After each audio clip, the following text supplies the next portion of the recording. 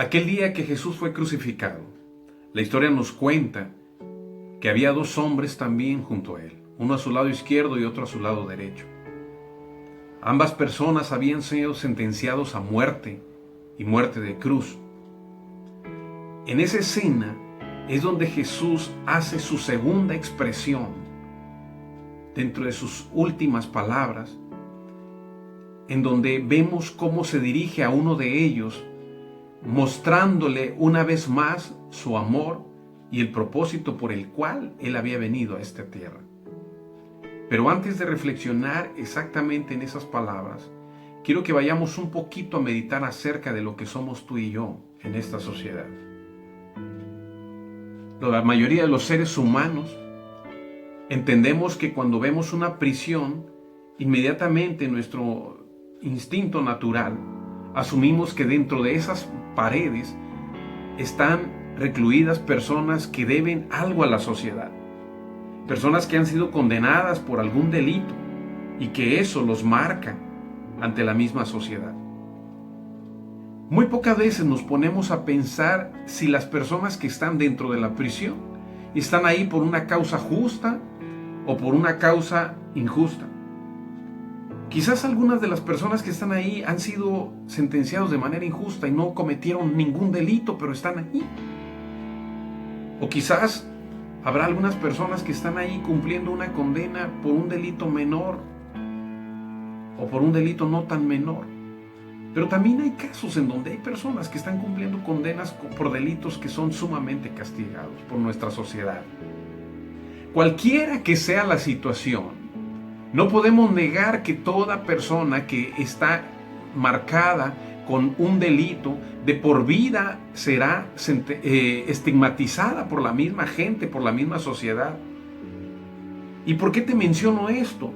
Te lo digo porque nuestra escala de valores está de alguna manera transformada de manera tal que para nosotros como seres humanos, en nuestros razonamientos naturales, hemos dado valor o mayor valor a aquellas cosas que son efímeras y pasajeras, dejando de lado todo aquello que de alguna manera es intangible, como los sentimientos, como los valores, como los principios, como la propia alma. Eso no forma parte de nuestra escala de valores como prioridad. Nuestra esencia como seres humanos se ha visto cubierta por una serie de lógicas, una serie de razonamientos que permiten al ser humano o que lo conducen a demeritar todo aquello que ante los ojos de Dios tiene mayor valor. Porque ha venido el hombre a instaurar nuevos valores dentro de nuestra sociedad. Es decir, el hombre en nuestros tiempos vale por lo que tiene, por lo que posee, por sus títulos, por sus apellidos, por sus cuentas bancarias, por sus bienes materiales. Y eso es lo que deslumbra al ser humano hoy en día. Pero si nos basáramos siempre en eso, y si Dios basara sus decisiones en los principios y valores que la sociedad en estos tiempos le ha dado al hombre, entonces Dios tendría que voltear a ver cuánto dinero tenemos y cuántos estudios tenemos, o cuál es nuestro apellido y quién es nuestro papá, dónde vivimos, en qué colonia. Imagínate entonces si Dios basara sus decisiones en función de esos valores. ¿Dónde quedarían las personas que han sido sentenciados por algún juez para cumplir alguna condena? O más allá, ¿dónde quedarían los discapacitados?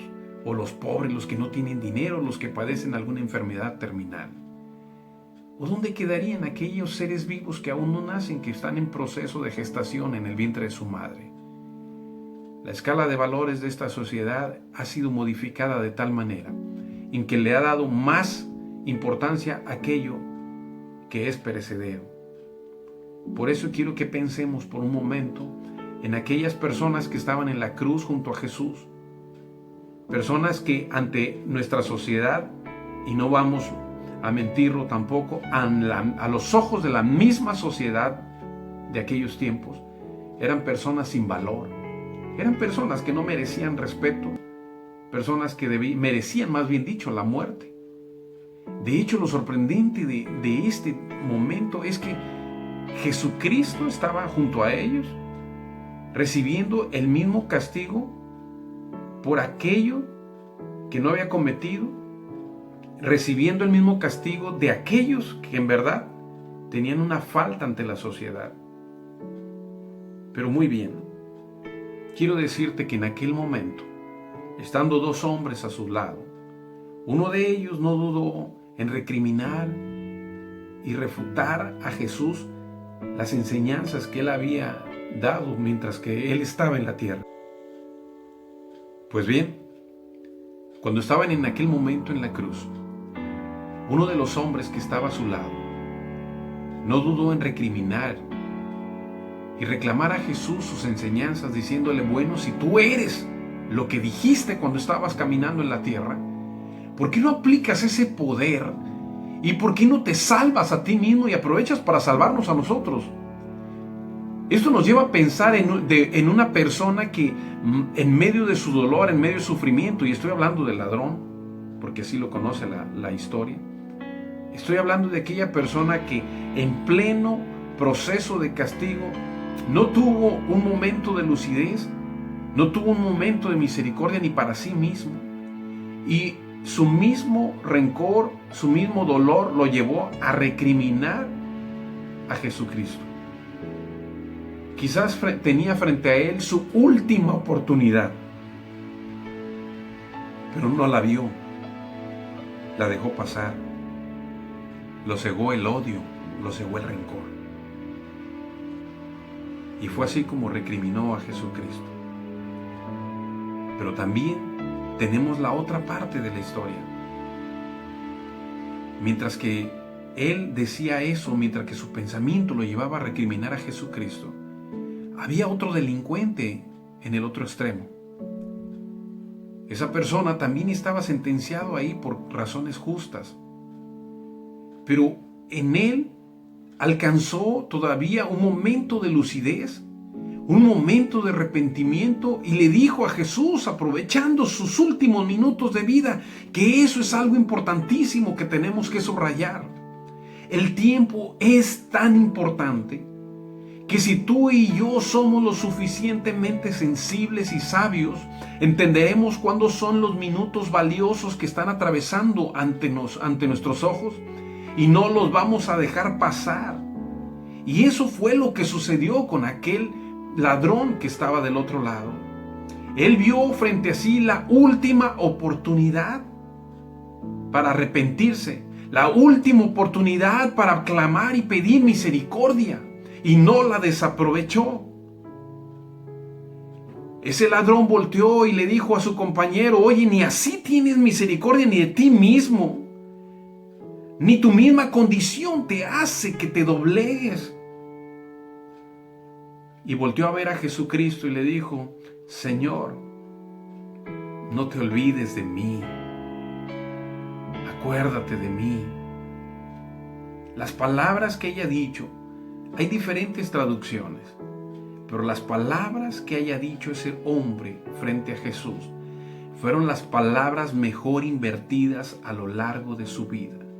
Fue la acción más importante que pudo él haber llevado a cabo en todos sus años de vida. Si la sociedad, si él para la sociedad no tenía ningún valor, déjame decirte que algo sucedió dentro de él, que sacó de su interior palabras que le llevaron a dimensiones inimaginables. Clamar y pedir misericordia al Dios Todopoderoso, al Salvador de la humanidad. Fue allí cuando Jesús vio las expresiones de aquel hombre cargado de arrepentimiento y no dudó en extender su corazón y abrir su corazón para recibir esa súplica de perdón. Nos sorprende mucho que en los momentos en que Jesús está siendo castigado de esa manera, todavía Él alcanza a perdonar. Y fue allí cuando Jesucristo le dijo: de cierto te digo que hoy, subraye eso, que hoy estarás conmigo en el paraíso.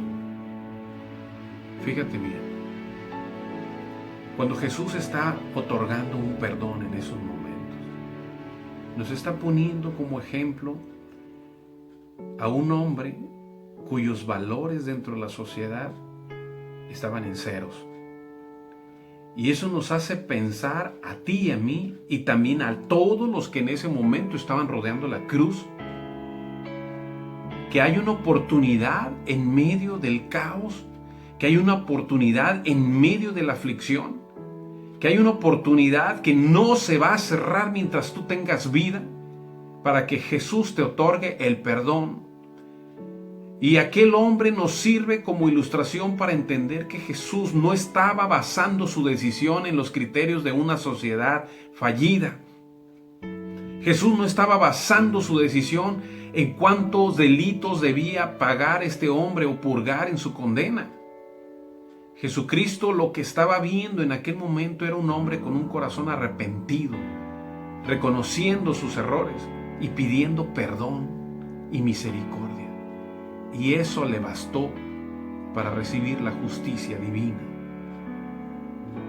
Esto nos hace pensar en que no importa cuán grandes sean los delitos que tienes tú o que tengo yo, no importa cuál sea el pasado que venimos arrastrando, no importa cuáles son los pensamientos que hoy tenemos perversos, malvados, no importa si tú y yo nos hemos quejado o hemos reprochado a Dios, no importa si tú y yo tenemos un historial negro, ante los ojos de Dios hay algo mucho más valioso que el historial que tú y yo podemos venir cargando sobre nuestras espaldas. Esa es nuestra alma. Y Jesucristo nos está manifestando que Él no vino a condenar al mundo. Más bien dicho, Él vino a rescatar y a salvar lo que se había perdido. Y cuando nosotros vemos a Jesús en medio del dolor que Él estaba padeciendo en la cruz del Calvario, su segunda expresión iba cargada también de misericordia. De cierto te digo que hoy no es una promesa que iba a anotar en la agenda Jesús para el año que viene. No era una promesa para 2, 3 días. No era una promesa que se iba a quedar en el tintero. Era una promesa hecha por el Hijo de Dios para el día de hoy. Y es la misma promesa que te hace a ti y que me hace a mí. De cierto te digo que hoy estarás conmigo en el paraíso. No hay muestra de misericordia más grande que recibir el perdón de todas nuestras culpas. Eso se llama gracia. Justicia pudiera ser lo que estaba sucediendo con aquel hombre. Se le estaba aplicando una condena y condena de muerte por delitos que él había cometido. Eso, en las leyes de aquellos tiempos, era justicia. Misericordia pudo haber sido, bueno, vamos a aplicarle la condena, la máxima condena, que es la muerte. Pero se la vamos a mitigar y le vamos a poner una dosis de analgésicos o una dosis de droga para que no sufra el dolor de la cruz. Eso pudiera llamarse misericordia. Pero la gracia abraza a la justicia y abraza a la misericordia. Cuando Jesús nos extiende sus brazos y nos otorga el perdón sin haber hecho tú y yo absolutamente nada para merecerlo, nos está dando de su gracia. No hay cosa que tú y yo hagamos que podamos alcanzar el perdón de lo que hemos hecho. Por eso los valores de nuestra sociedad a veces nos confunden y nos hacen pensar que tú y yo, siendo buenos, podemos alcanzar el perdón o la misericordia de Dios. Y eso es como restar valor al sufrimiento de Jesús en la cruz del Calvario. Cuando Jesús otorga el perdón y el acceso al paraíso, no está pidiendo cuánto tienes, no está pidiendo cuánto traes. Lo único que está viendo es tu corazón arrepentido y humillado, diciendo: Padre, perdóname. Y sabes una cosa, Jesús te dice: estás perdonado. Así de sencillo, así de grande, así de profundo, así de eterno. Amén.